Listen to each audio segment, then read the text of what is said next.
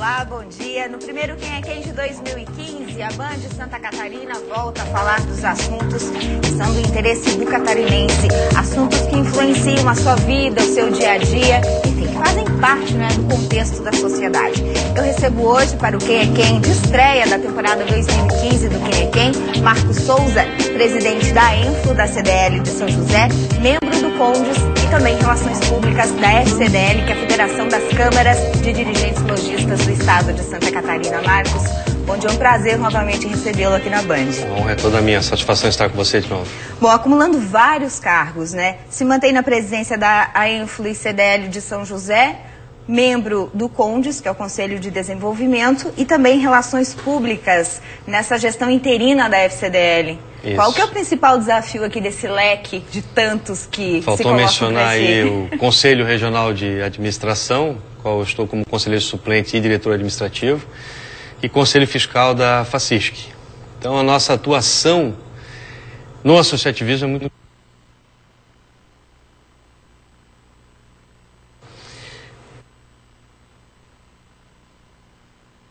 a colaborar, e tenho dito diuturnamente que tem sido muito gratificante. A gente tanto colabora com as entidades quanto aprende muito e cria uma rede de relacionamento extremamente positiva.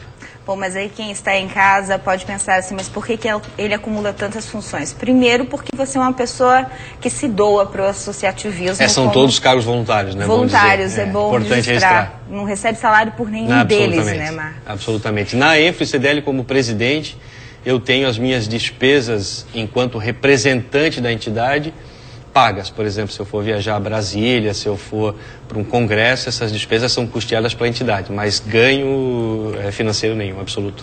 Mas em conhecimento e contribuição para a sociedade, com certeza o ganho é infinito, não é? Existe um retorno. E a satisfação pessoal, por poder devolver à sociedade um pouco daquilo que ela faz pelos meus negócios. Aquilo que eu construí enquanto pai de família, enquanto empresário, eu tenho hoje a satisfação de devolver à sociedade dentro das minhas possibilidades, mas, volto a dizer a você, com muita satisfação. Quantos anos no associativismo já, Marcos?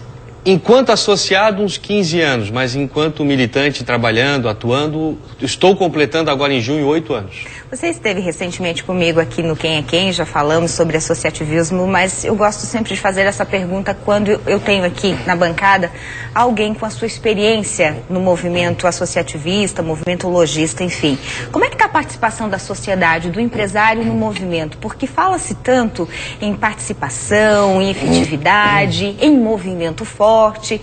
Mas o pessoal leva isso a sério na prática, efetivamente, Marcos? Ou fica só no discurso e só poucos participam? Eu não sei dizer a você se seria felizmente ou infelizmente, porque depende muito do ponto de vista, mas graças à ineficiência do Estado, à falta de credibilidade dos nossos gestores políticos, cada vez mais a classe empresarial e a sociedade têm se interessado por movimentos que trabalhem em paralelo ao poder constituído.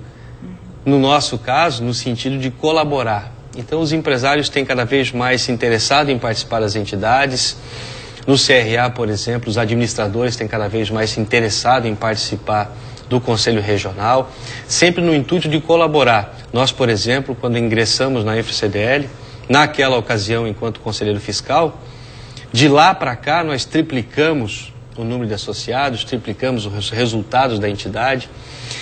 E com esses recursos e com essa estrutura, a gente consegue colaborar mais com a sociedade, consegue fazer a diferença, consegue melhorar o apontamento dos caminhos aos nossos gestores públicos. Muitos deles que trabalham nessas gestões de entidades públicas, autarquias, enfim, muitos bons profissionais, mas os caminhos apontados pela sociedade é que são importantes, porque a sociedade é que paga isso, a sociedade é que alimenta isso. Então, eles estão lá para fazer a vontade da sociedade, assim como nós, enquanto dirigentes de empresas, de instituições privadas, associações, estamos lá para fazer a vontade do associado.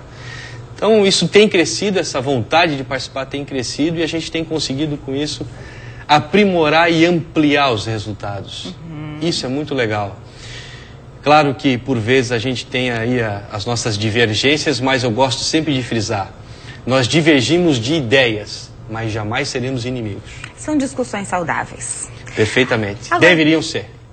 Exatamente. Agora, conta para mim, por que um movimento tão forte ou com essa força crescente não consegue eleger representantes nos parlamentos, por exemplo, Assembleia Legislativa? Nós temos aí o deputado mais votado, Gelson Merizio, que veio lá de movimento de anteriormente, na sua carreira anterior de empresário, um movimento do Sebrae, enfim. Mas eu não sei se ele chega a representar toda a classe empresarial, questão de CDLs ou não. E eu não vejo efetivamente alguém do movimento lojista participando de uma cadeira na Assembleia Legislativa. Por que, Marcos, que isso não acontece? É uma excelente pergunta essa sua, porque nos traz a reflexão de algo que nós vamos discutindo há bastante tempo. Eu diria a você que, para resumir, a principal barreira é a estrutura política. O sistema político no Brasil é muito complexo.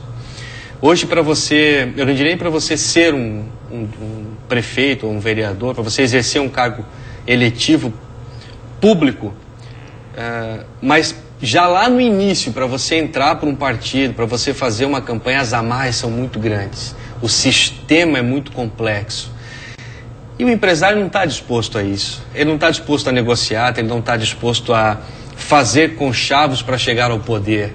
Isso desanima muitas pessoas que têm efetiva competência para estar lá, mas não está em função desse ambiente. Eu diria a você que uma reforma política ou gradativas e constantes reformas políticas podem mudar esse ambiente. Tenho escutado de muitas lideranças que candidaturas independentes, por exemplo, seria um grande caminho para que essas pessoas se encorajassem a participar. E outros inúmeros fatores que ficaríamos aqui horas falando. Mas, ponto central, o sistema político brasileiro é um sistema falido. Precisa ser revisto, precisa ser modificado para que pessoas que tenham coragem de fazer, que tenham moral para fazer... Tenham espaço. Tenham espaço. Mas é verdade. Aí são dois pontos bem interessantes. A reforma política, que agora efetivamente uma comissão foi instalada na Câmara Federal, começa a ser discutida, mas reforma política sendo discutida pelos políticos, pela classe mais interessada, é complexo, né? Preciso que a sociedade participe. E também aquela outra questão, né? Me permitas, cada vez que o bem abre mão, o espaço para o que não é tão bom assim... Correto. A gente também está deixando margem para a coisa correr solta, não? Correto. O que nós pregamos, porque grandes reformas, nós já está aí dito, é público e notório, grandes reformas não acontecem. Nós temos lutado diariamente para que pequenas e pontuais reformas comecem a ser feitas. Eu quero citar um exemplo a você, ao nosso telespectador, da iniciativa pioneira da EFCDL São José, quando propôs no ano passado uma lei para São José onde o vereador não pudesse mais ocupar cargos no executivo. Agora deixa eu só reformular. Ele pode, mas ele precisa renunciar ao seu cargo como vereador. Porque ele foi eleito para ser vereador e não para ser secretário. Então, a partir do momento que ele decide mudar de lá, decide ir para o executivo, renuncia ao seu cargo. Esse projeto hoje está na mão de um dos vereadores de São José, discutindo, avaliando. Dentro de mais uns 15 dias nós vamos voltar a esse assunto. Se não houver consenso para que ele seja apresentado na Câmara Municipal, tenha certeza, nós vamos entrar com um projeto de lei de iniciativa popular e vamos fazer com que isso seja efetivamente votado. E espero que esse exemplo ecoe no Estado e no Brasil inteiro e a gente comece então a fazer as tão sonhadas reformas, mesmo que pequenas e pontuais, mas que comece a moralizar a política e a gestão pública nesse país. E se cada um fizer a sua parte, a coisa começa a mudar, absolutamente. Né? Bom, nós vamos para o intervalo comercial. Depois do intervalo, vamos atualizar as informações sobre a região metropolitana de Florianópolis, em que pé está a situação. A lei foi aprovada na Assembleia Legislativa, sancionada pelo governador do estado no final do ano passado. E agora, como está o assunto? E também uma intervenção da CNDL, né, aqui na Federação de Santa Catarina, por conta de alguns desentendimentos aí na parte jurídica da eleição do último presidente da federação. Um instante só e a gente já volta.